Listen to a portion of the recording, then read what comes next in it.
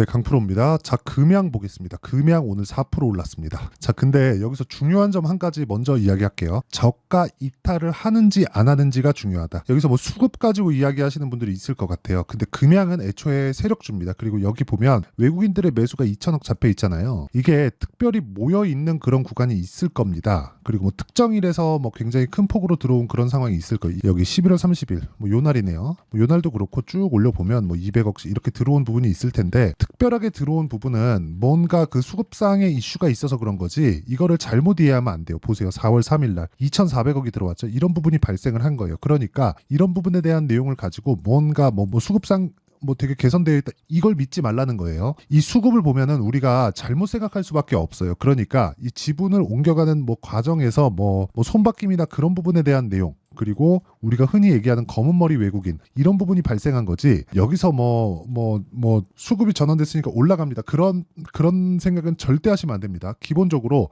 세력주라는 거를 기본에 깔고 나서 우리가 보는 게 맞다. 그런다 그래서 금양이 나쁘다 그런 게 아니라 올라가는 모든 주식은 다 세력주입니다. 삼성전자 누가 사야 올라가죠? 그러면 특정한 주체가 매수를 해야 됩니다. 그럼 삼성전자가 세력주지. 그쵸? 뭐 흔히 얘기하는 뭐 우리가 뭐 명동에 어디 해가지고 뭐 그런 내용은 아니라는 거예요. 그러니까 이 기본적으로 이 펀드에서 들어오는 자금들이 요즘에는 들어와야 되는데 시장에 대한 체질이 바뀐 거고, 이런 종목들도 세력주라고 볼 수 있다. 그래서 우리가 수급에 대해서 너무 맹신할 필요도 없고 올라가는 과정에서 가격에 대해서 집중을 하자. 그러면 여기서 더 나빠질 만한 모멘텀이 있어야 이 가격을 이탈할 수 있다는 거죠. 그러면 뭐가 나빠져야 될까요? 당연히 에코프로 BM입니다. 그쵸? 에코프로 BM.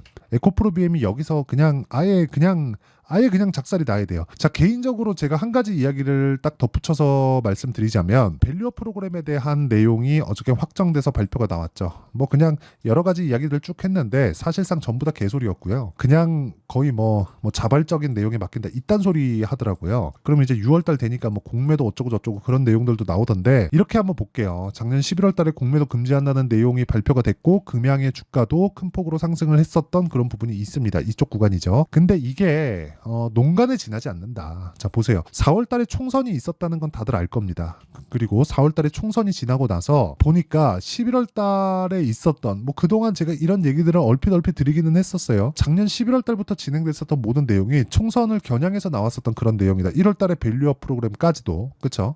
근데 기본적으로 우리가 이걸 생각해 보자고요. 그렇다고 하더라도 더 이상 나빠질 수 있는 부분이 있을까? 자, 고가 따져봅니다. 여기 고가 따져보면 20만 원부터 쭉 내려왔죠. 그렇죠? 20만 원부터 쭉 내려와서 지금 9만 원대까지 내려왔습니다. 그러면 한 50% 정도 빠졌죠. 그러면 에코프로 어떨까요? 쭉 빠졌어요. 그럼 몇 프로요? 이게 한 60%, 70% 빠졌습니다. 그러니까 고가에 받았었던, 내가 비싸게 거래됐었던 부분이 다 박살이 난 거예요. 그런데 만약에 2차 전지에 대한 뭐 수요 자체, 뭐 이런 얘기는 자주 드렸는데, 수요 자체가 완전히 박살나기 위한 조건이 지금은 이제는 더 이상 만들어지지 않는다.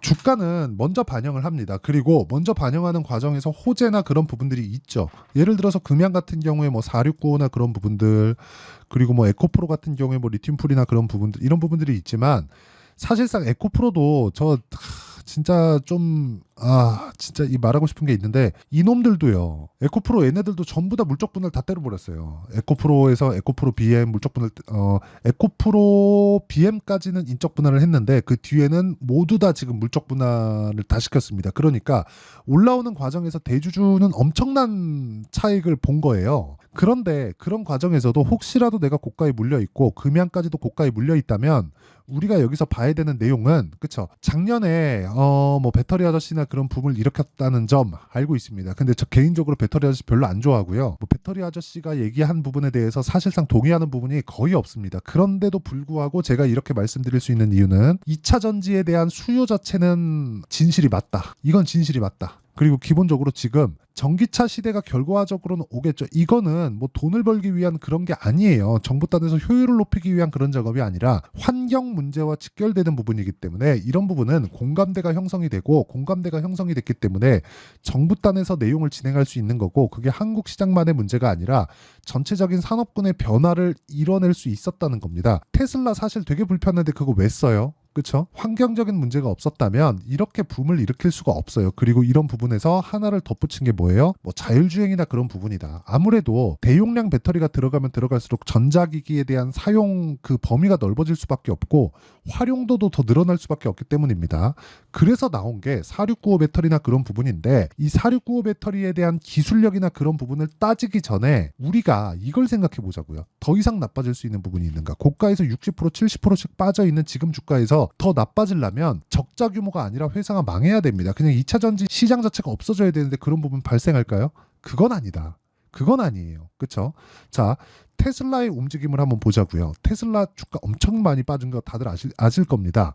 금양을 투자하고 계시다면 다들 아실 거예요. 그런데 테슬라에 대한 상황도 앞으로 발전되는 방향 자체가 이제 배터리 볼륨을 높이는 게 아니에요. 배터리 물량 자체를 높이려는 건 이제 거의 다 끝났습니다. 그런데 여기에 누가 들어가느냐에 대한 부분만 남아있는 거예요. 양극재 누가 공급할 거야? 이런 부분만 남아있는 거예요. 그러니까 이쪽에 들어가 있는 경쟁이 붙는 건 너무 당연해졌다. 근데 그 경쟁에 대한 부분도 거의 다 끝났지만 앞으로 뭐 자율주행이나 뭐 공유할 수 있는 그런 일종의 뭐 플랫폼이나 이런 부분들이 발전을 하겠지만 이런 부분에서도 배터리는 계속해서 사용할 수밖에 없다. 자, 그러니까 우리가 이걸 이렇게 생각해 보자고요.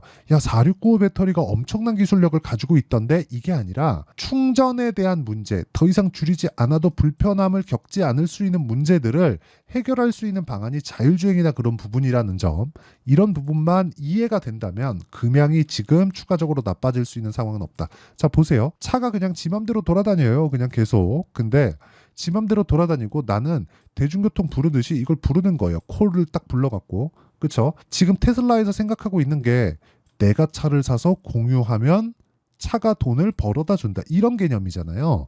그러니까 이런 부분에서 배터리에 대한 충전에 대한 문제가 생길까?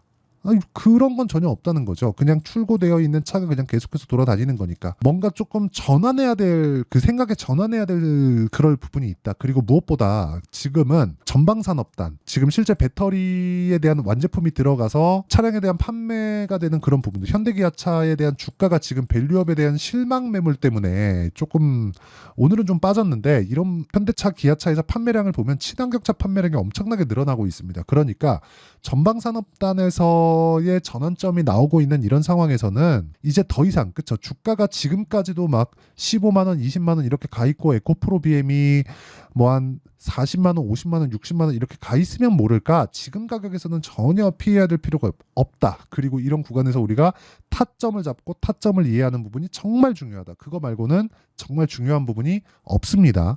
지금은. 그쵸? 더 이상 뭐 아니 실적 이미 적자 떨어졌는데 거기서 뭐가 더 나빠져요?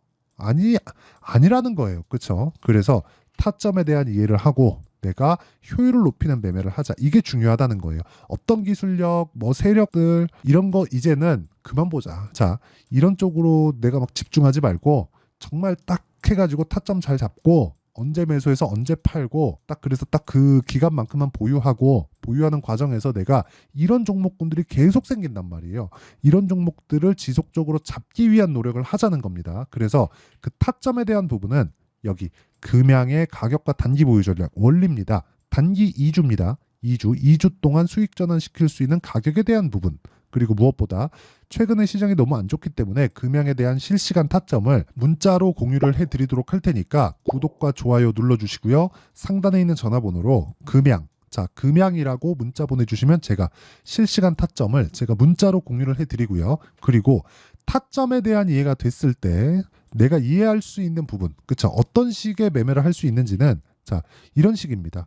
선익 시스템 보세요. 올라가는 구간에서 계속해서 매수를 하고 뭐 상한가 이런 식으로 내용 진행이 되고요. 이런 부분을 제가 여기 실시간 타점입니다. 이거는 장중의 움직임을 보고, 그쵸, 계속해서 추적을 하고, 그리고 장 시작 전에 공유가 되어야 되는 부분이기 때문에 제가 실시간으로 공개를 할 수밖에 없는 점 양해 부탁드리고요. 이런 부분을 소통방에서 진행하고 있다. 자, 보세요. 4월 26일 시장가 매수 선익 시스템 지난주입니다. 완성된 매매를 보여드리는 거예요. 이렇게 제가 장 시작 전에 공유를 하고 있다. YC, 자, 내용 보시면 어때요?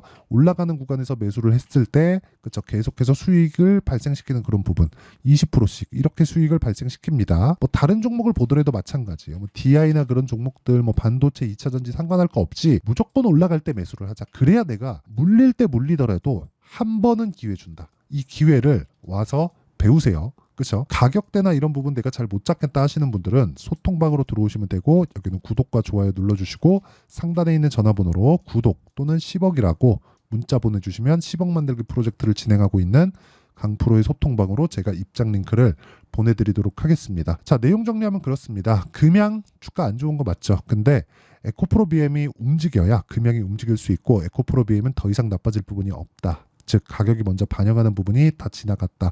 이런 구간에서 우리가 반등을 확인하고, 그리고 거기서 꾸준하게 매수를 하고 타점을 잡고 그 단기 기간에, 그쵸, 단기 기간에 내가 수익 날 수 있는 상황을 만들어 가자. 이게 핵심이에요. 그리고 무언가 뭐 충전에 대한 부분, 전기차 시대가 진짜 올까 이렇게 불편한데, 이런 부분에 대한 내용은 이제는 조금 접어도 될 만한 게, 테슬라의 발전 속도가 우리가 생각하는 것보다 훨씬 더 빠를 수 있고요. 그런 부분을 우리가 이해하려면, 그쵸, 가격에 대한 것부터 이해를 하고 나서 그 뒤에 내용을 보자. 돈을 벌면 다 뒤에는 됩니다. 그쵸? 자, 그래서 지금 중요한 건 타점을 어떻게 잡고, 그리고 그 타점에 대해서 이해를 했을 때, 물론 그 타점에 대한 부분, 실시간 타점은 제가 여기 소통방에서 공유를 하고 있으니까 상단에 있는 전화번호로 구독과 좋아요 눌러주시고요.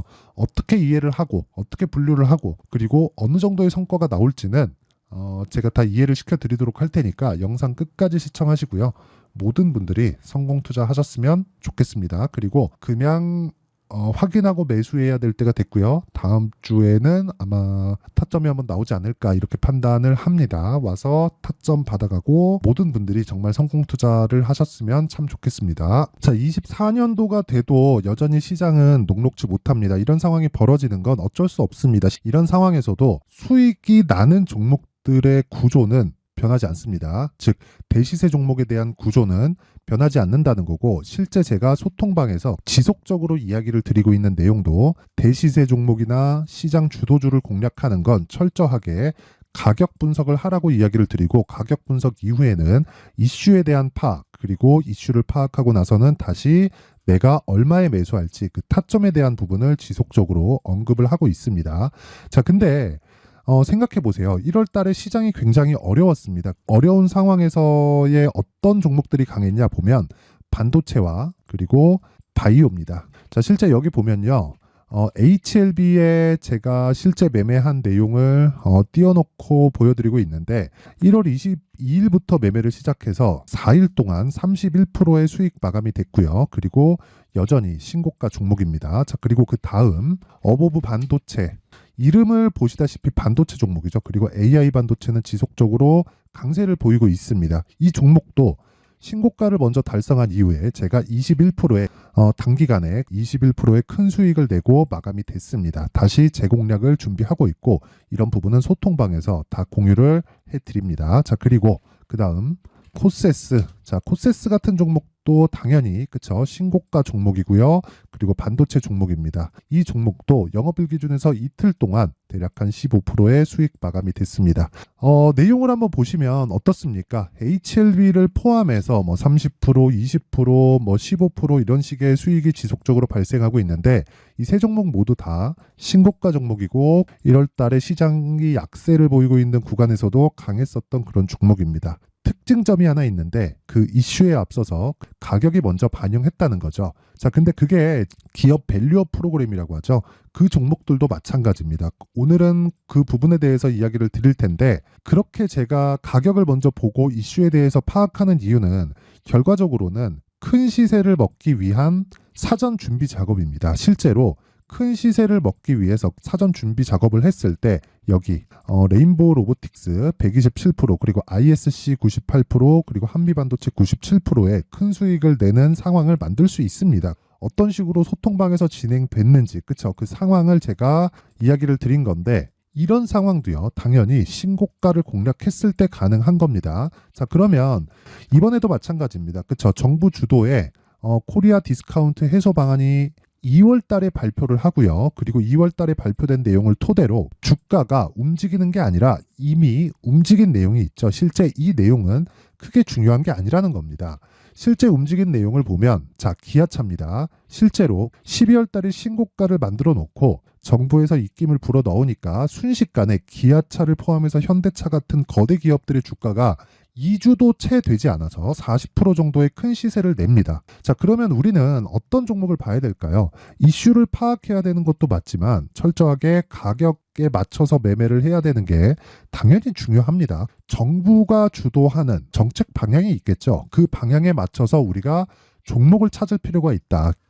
자, 그럼 답이 나왔습니다. 정부가 주도하는 방향에 맞춰서 제2의 기아차를 찾는 게 지금은 중요하다. 근데 정부 정책의 방향에 맞게 가자.